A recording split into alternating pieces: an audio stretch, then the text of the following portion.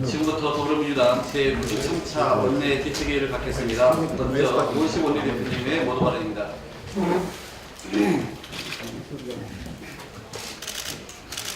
평창올림픽에 참가한 북한 선수단과 응원단이 어제 경의선 육로를 통해 북한으로 귀환했습니다. 평창에 머물렀던 지난 19일 동안 남과 북이 하나라는 것을 실감했다는 북측 관계자들의 말처럼 국민들 역시 벅찬 감동을 느낀 시간들이었습니다. 특히 여자 아이스하키팀 선수들이 작별의 순간 버스 차창을 통해 손을 마주잡고 꼭 다시 만나자며 울먹이는 모습은 저를 포함해 많은 이들의 심금을 울렸습니다. 올림픽을 통해 남북 청년들이 함께 쌓아올린 상호 이해와 화합의 토대를 더욱 굳건히 하고 실질적인 남북관계 개선과 한반도 평화를 이룩하는 것은 이제 정치권 모두에게 주어진 숙제이자 사명입니다. 이런 측면에서 김영철 부위원장이 연일 북미 대화의 필요성을 강조하며 대화의 의지를 밝히고 있는 점은 매우 고무적인 일입니다. 특히 어제 정의용 국가안보실장과 김영철 부위원장의 회동을 통해서 평창 이후에도 지속 가능한 남북관계 발전과 국제사회와의 협력이 균형 있게 진전될 수 있도록 남북이 함께 협력하기로 합의했는데 이를 적극적으로 환영합니다. 북한이 보이고 있는 일련의 움직임들은 한사코 비핵화 협상을 거부해왔던 과거와는 달리 북한이 점차 대화와 타협으로 무게추를 옮기고 있는 신호로 해석할 수 있을 것입니다. 문재인 정부가 그동안 남북관계 진전과 비핵화 협상의 선순환을 위해 꾸준히 노력해왔는데 이 같은 전략이 드디어 빛을 발하고 있는 것입니다. 물론 이제 막 한반도 평화와 비핵화를 위한 첫 단추를 뺀 것인 만큼 정부는 서두르지 말고 주도적이고 단계적 접근법을 통해 북미 대화 및 남북관계 진전을 성사시켜야 할 것입니다. 한반도 평화 정착을 위한 정부의 노력이 성과를 거두기 위해서는 정치권 전체의 적극적인 협력과 뒷받침이 요구됩니다. 그러니 자유한국당도 국회 파행, 장외투쟁을 접고 포스트 평창 시대를 함께 고민하자고 다시 한번 촉구합니다. 2014년 인천 아시안게임에 참석한 황병서, 태룡해, 김양건 등을 맞이해서 자유한국당 전신 및 새누리당이 논평의 제목으로 강조한 남북관계 진정성과 인내심으로 새로운 돌파구를 찾자고 한 해법을 지금 문재인 정부가 이어서 힘겹게 여기까지 끌고 왔습니다. 당시 논평의 강조점인 경색되었던 남북관계의 새로운 남북 화해와 협력의 돌파구가 되기를 희망하던 2014년의 바람을 정부 여당과 함께 이루어 갑시다. 9년 집권 여당으로서 축적해온 남북관계 개선에 대한 고민과 나름의 해법을 국회에서 건설적 비판과 지적을 통해 풀어주시기를 부탁드립니다. 자유한국당이 거리에서 정쟁으로 하루를 보내면 그만큼 시급한 민생 현안은 또 하루가 이루어진다는 사실도 염두에 두어야 합니다. 어제도 자유한국당 거리 집회를 이유로 법사위를 비롯한 일부 상임위 법안 심사 소위가 일방적으로 취소되었습니다. 특히 산자위의 경우 미국의 부당한 통상 압력에 맞서 국회 차원의 결의안을 논의하고자 했지만 자유한국당 의원들의 불참으로 이 또한 수포로 돌아갔습니다. 이제 2월 임시국회 종료가 하루 앞으로 다가왔습니다. 2월 임시국회에 임하여 자유한국당은 국민 생명과 민생 안정을 최우선으로 하는 국회로 만들겠다고 다짐했었습니다. 지금 시급히 필요한 것은 그때의 마음가짐으로 자유한국당이 돌아오는 것입니다. 비록 오늘을 포함해 2월 회기가 이틀 남았습니다만 늦었다고 생각할 때가 가장 빠르다는 말도 있는 만큼 오늘 즉시 모든 상임위를 정상화시키고 조속한 민생 법안 처리에도 협조해 주실 것을 촉구합니다. 자유한국당은 소중한 개헌의 시간마저 볼모로 잡고 있습니다. 심지어 홍준표 자유한국당 대표는 지방선거와 개헌 동시투표가 문재인 정권의 실정을 숨기기 위한 것이라는 어처구니 없는 주장까지 하고 있습니다.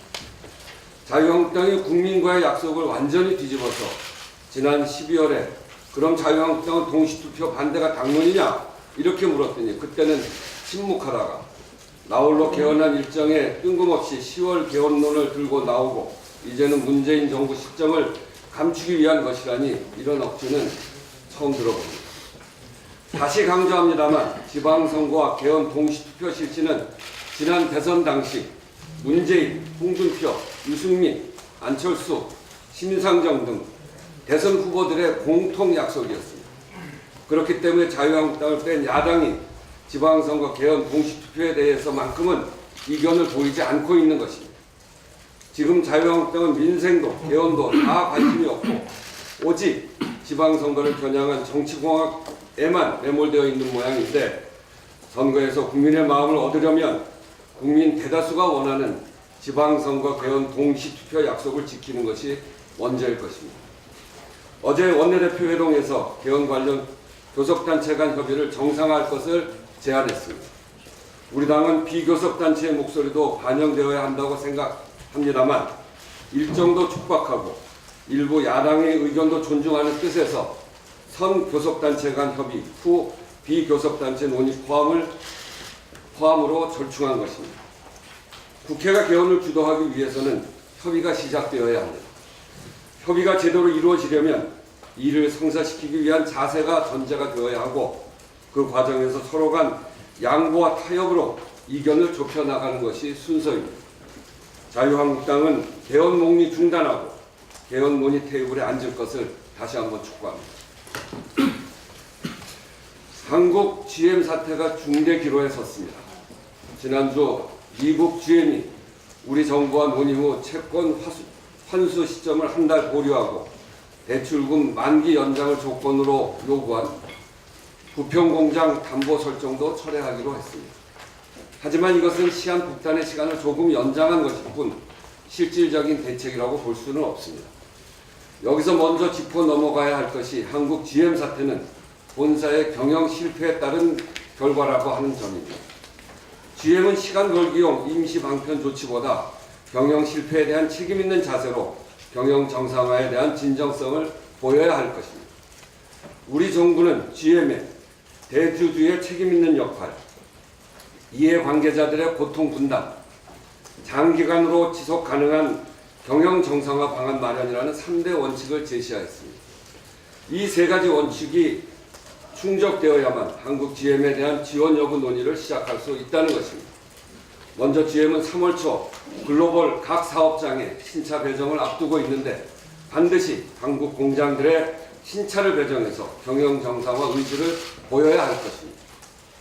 이는 지난 20일 베리 앵글 사장이 국회를 방문해서 한국에 남아 문제를 해결하고 싶다며 신차 배치 가능성을 밝힌 바이기도 합니다. 또한 이번 주 후반부터 한국 GM에 대한 산업은행의 실사가 시작될 예정입니다. GM은 2016년과 2017년에 실사를 무력화시킨 바 있습니다. 이번에는 180도 달라진 태도를 보여야 할 것입니다. 산업은행 또한 확대 개편한 한국 GM 처리된 PF가 어제부터 가동된 만큼 정부 당국은 특단의 조치를 취해 내실 있는 실사가 이루어지도록 적극적으로 임해야 할 것입니다. 아울러 중단된 임단협의 협상도 재개되어야 할 것입니다. 이미 노조는 GM의 자구책 마련을 전제로 한 고통 분담을 약속한 바 있습니다. GM도 일방적으로 노동자의 양보만을 요구할 것이 아니라 지금의 난국을 타개할 상생한 마련에 최선을 다해야 할 것입니다.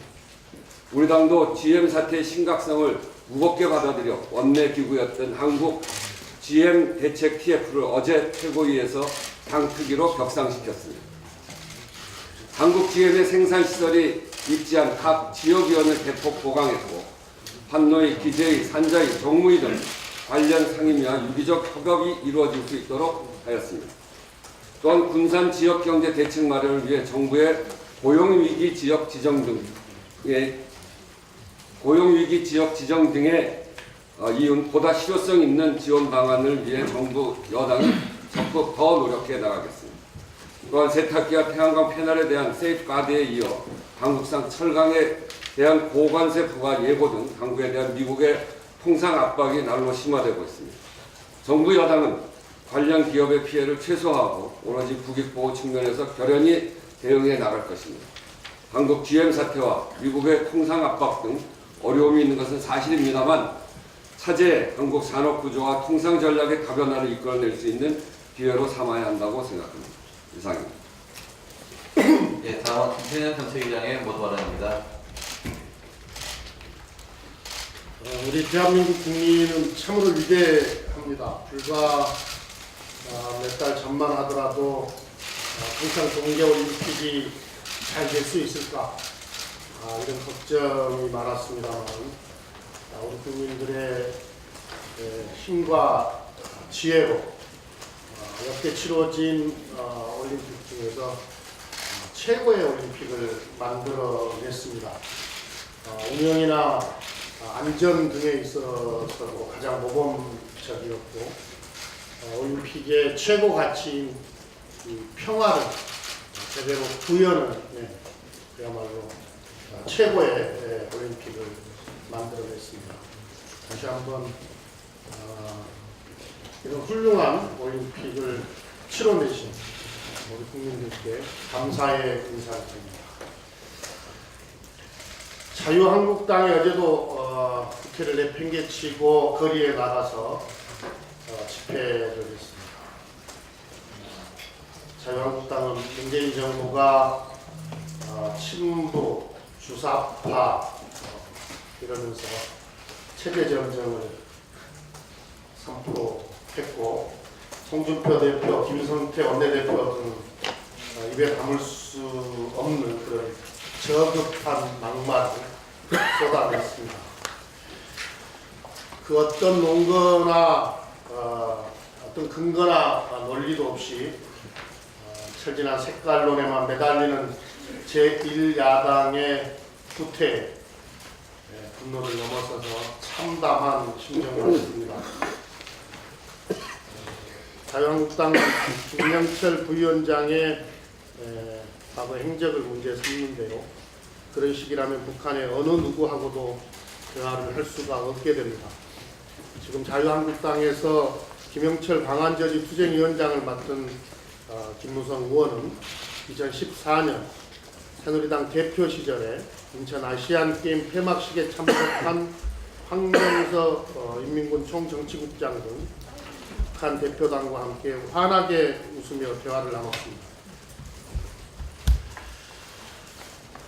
황병서 국장, 최용의 당시 방남했던 최용의 노동당 비서는 이른바 북한의 권력 2위, 3위라고 평가했던 인물이었습니다. 권력과 서열로 따지면 현재 김영철 부위원장보다도 더 높고 천안함 침몰과 연평도 포격 사건에 대해서도 더 큰 책임이 있는 그런 인물들이었습니다.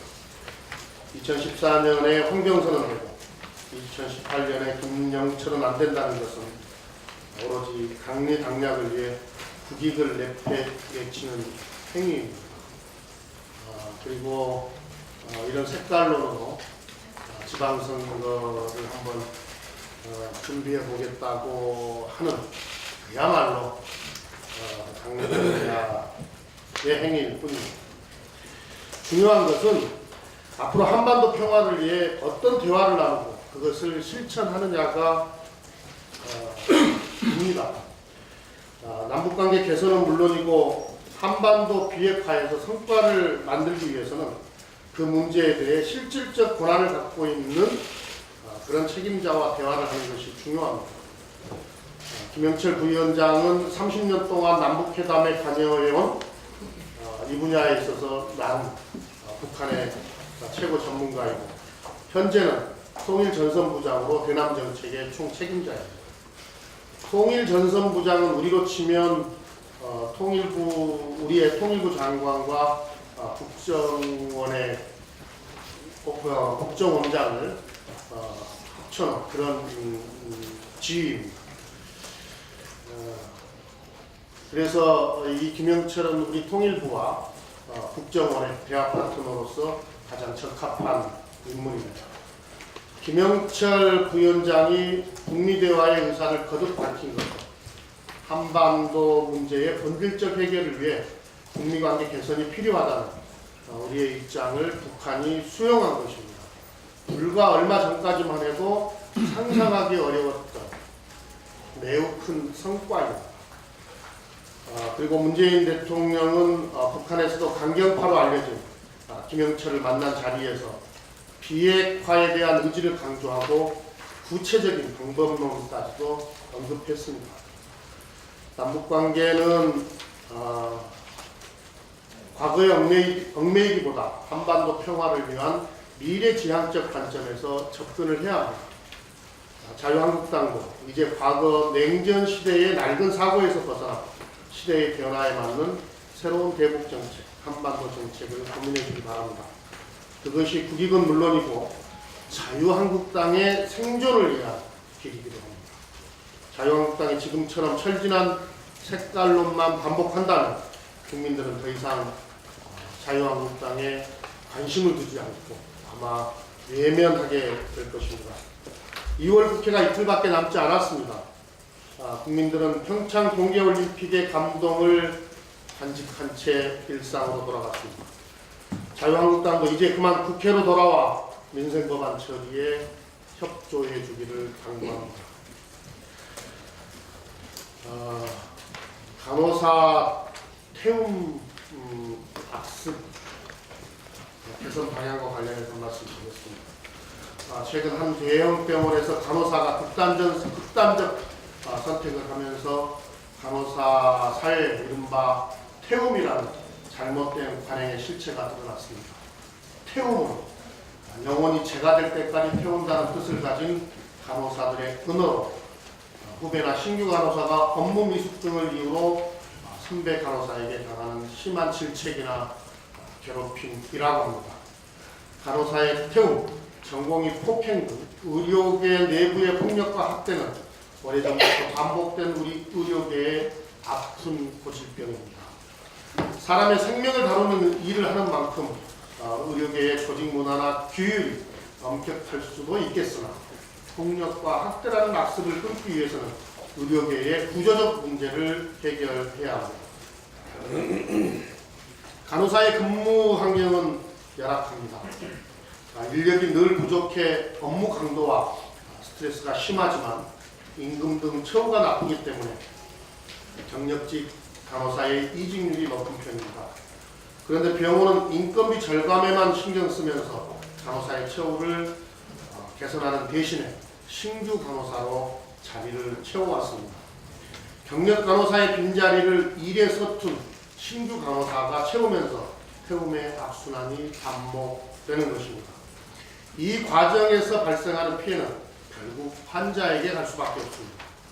환자의 건강과 안전을 위해서 경력직 간호사의 이탈을 막고 간호 인력을 확충해야 합니다. 더불어민주당과 정부는 간호 인력을 포함한 의료 인력 확충과 처우 개선을 위한 대책을 마련하겠습니다. 우리 국정과제에도 있습니다만 의료 수가 보상 기준을 기존의 장비와 치료 재료에 편중되어 있던 것을 인력 분야를 강화하는 수가 조정으로 보완하도록 하겠습니다. 그리고 의료기관들이 법정 간호인력 기준을 지키도록 하고 경력직 간호사들을 안정적으로 충원할 수 있는 보상 체계를 마련하겠습니다. 아울러 의료 인력 확충과 처우 개선, 환자 안전 강화를 위한 관련 입법도 적극 추진해 나가도록 하겠습니다. 한 가지만 더 말씀드리겠습니다. 최저임금이 인상이 됐는데요.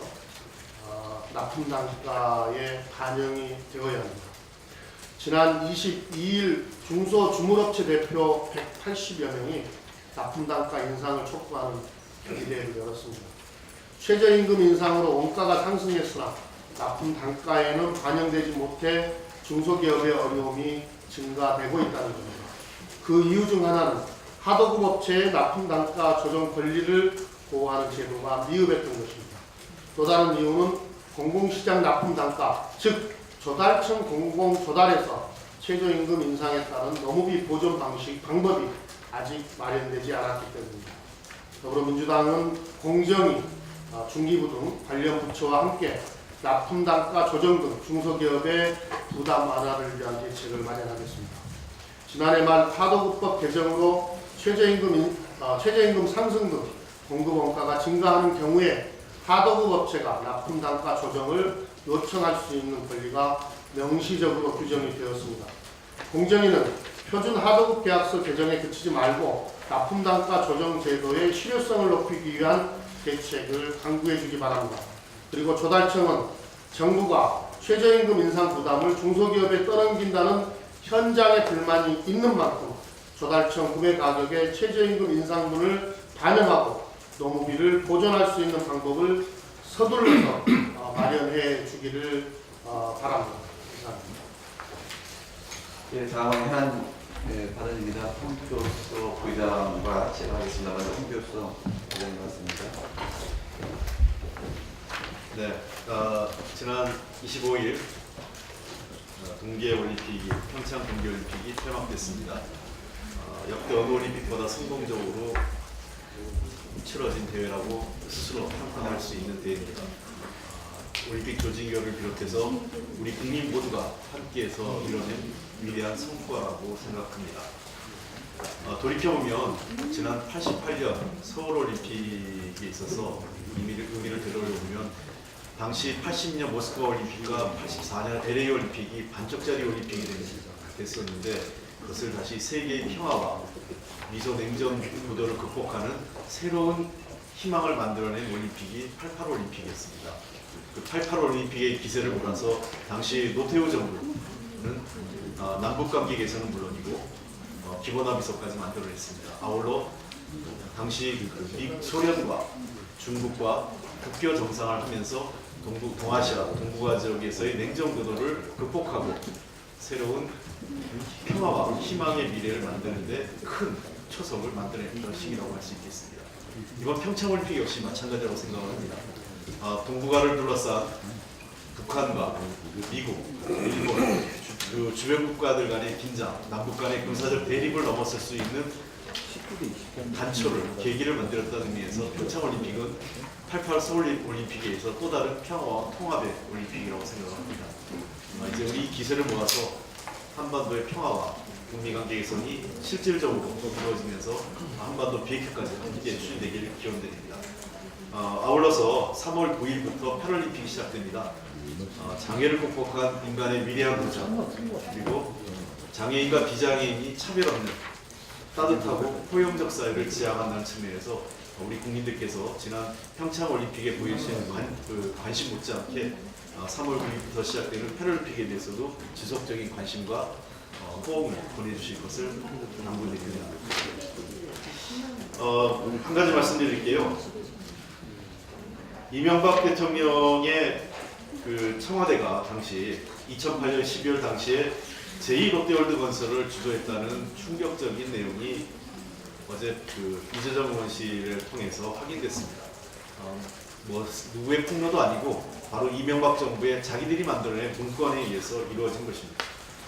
단계별 1단계, 2단계, 3단계별로 청와대가 주도적으로 이 롯데월드 건설의 인허가와 당시 여론을 무마하기 위한 단계별 계획을 수립하고 이에 따른 각 정부 부처가 이 문제를 협력할 수 있도록 구체적인 시나리오를 청와대가 주도했다는 것에 대해서 충격을 받고 있습니다. 특히 국방비서관실에 의해서 주도적으로 이루어진 이 내용을 보면 사실상 롯데 측이 이 제2롯데월드를 건설하기 위해서 이명박 측에 접근한 건지 이권을 위해서 이명박 정부가 당시 청와대가 롯데 측에 적극적으로 사업을 권유하고 이끌어간 것인지 모를 정도로 상당히 충격적인 내용들이 담겨져 있습니다.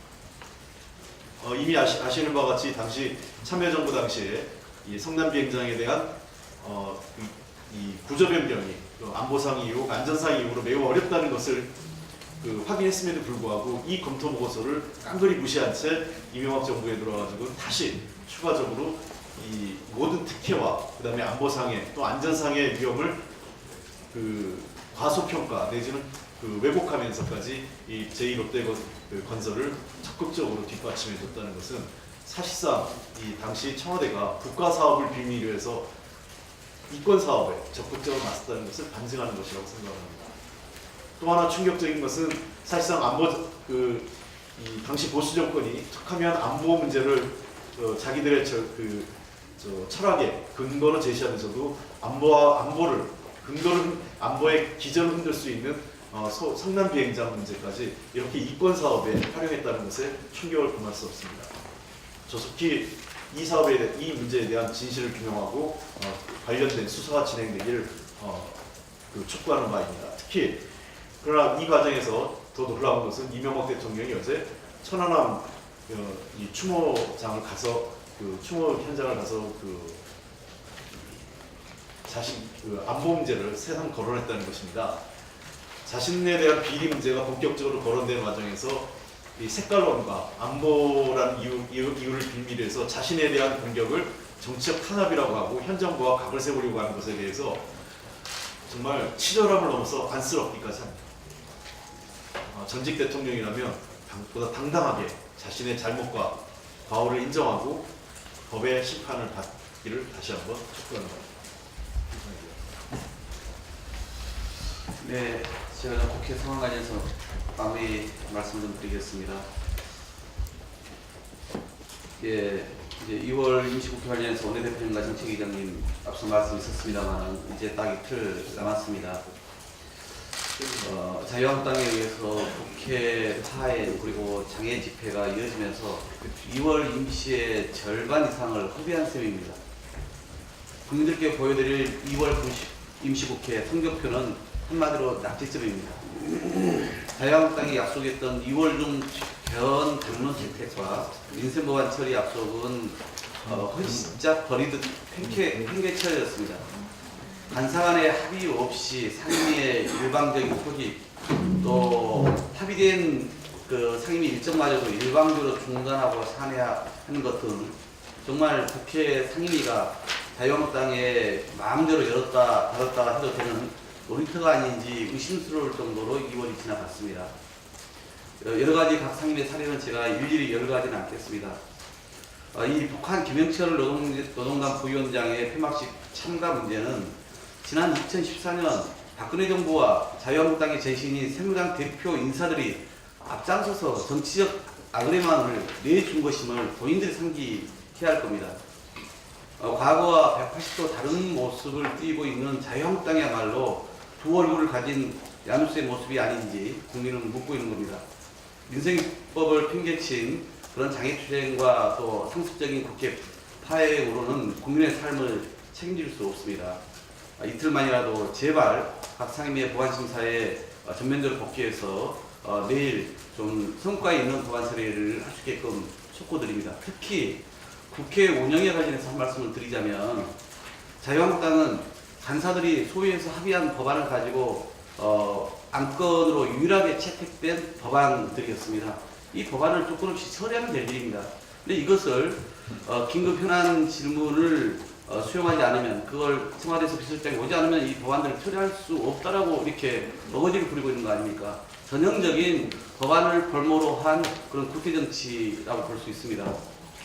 그래서 어제 원내대표 회동에서도 그랬고, 제가 수석들 간의 회동에서도 이 원칙대로 법안은 법안대로 처리를 하고 다른 거 얘기하지 말고, 만약에 이번 김영철 부위원장의 방문과 관련해서 질의할 부분이 있으면 지난번 UA 문제와 같이 원내대표들이 그게 비서실장이건 안보실장이건 청와대 관계자를 비공개로 불러서 간담회를 가지시더라. 그래서 설명을 드리시면 될 거 아니냐. 진짜 그게 궁금한 거라면 이렇게 제가 거듭 그런 중재안을 제시했음에도 불구하고, 그러면 우리가 청와대와 협의를 해보겠다라고 이렇게 안을 제시했음에도 불구하고 그냥 바로 묵살합니다. 그건 뭐냐, 운영을 열어서 어떤 식으로 정치 공세의 장으로 삼겠다 이런 의도, 저희를 그대로 드러낸 거라고 저희는 볼 수밖에 없는 겁니다.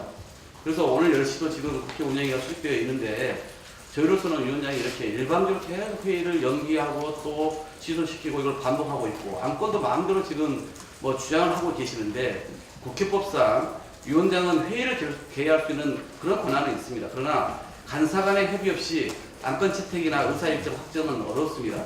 더구나 청와대에 대해서 어느 한 당이 일방적으로 소집하거나 안건을 확정한 예가 국회 사상 한 번도 없음을 자유한국당도 잘 알고 있을 거라고 믿습니다. 부디 합리적인 사고와 회의 진행으로 파행 없이 국회가 이루어지도록 김성태 원내대표께서도 운영위원장으로서 협조해 주실 것을 당부드리고 원래대로 약속대로 오늘 꼭 법안만 처리할 수 있기를 간곡히 요청드립니다. 예, 더 하신 말씀 없습니다. 예, 네, 윤우덕 대표님. 네.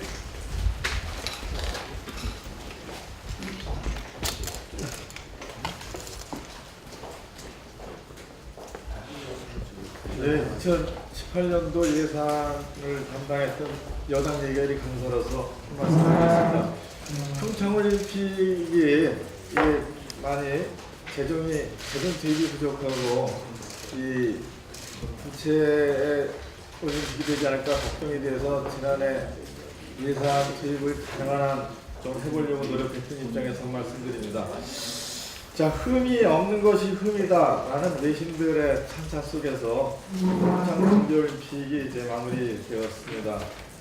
넉넉치 못한 예산으로 개막식, 퇴막식을 준비하고 경기를 운영했던 조직위원회를 비롯한 모든 분들께 수고하셨다는 말씀을 드립니다.